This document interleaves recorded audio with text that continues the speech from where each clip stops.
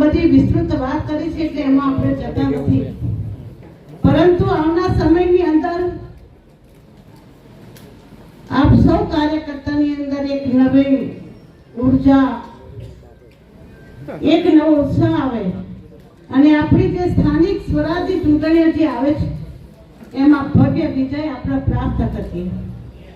આપણા સૌના મનમાં એક લોકસભાનું એક કલંક આપણને લાગ્યું છે.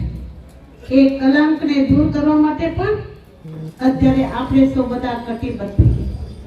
આપણા સૌના માર્ગદર્શક, આપણા પ્રેરણા સ્ત્રોત શ્રી વિધાનસભાના અધ્યક્ષ ભાઈ શ્રી શંકરભાઈ પણ આ વિસ્તારની ચિંતા કરી રહ્યા છે. આ વિસ્તારને વિકાસશીલ કરવા માટે, આ વિસ્તારને હરિયાળ કરવા માટે અને આ વિસ્તાર એક પ્રગતિના પંથે જઈ શકે એના માટે તેઓ પણ કટિબદ્ધ છે. જ્યારે નીચેથી છેક ઉપર સુધીની ચેનલ બની હોય તો વિકાસ તો થવાનો જ છે, પરંતુ જરૂર છે આપણા સાથ અને સહયોગની.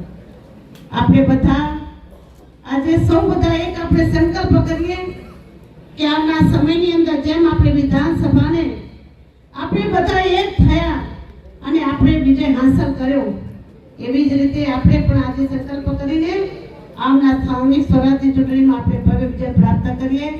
એ બદલ હું આપ સૌનો ખૂબ આભાર માનું છું. અસ્તુ. ભારત માતા કી.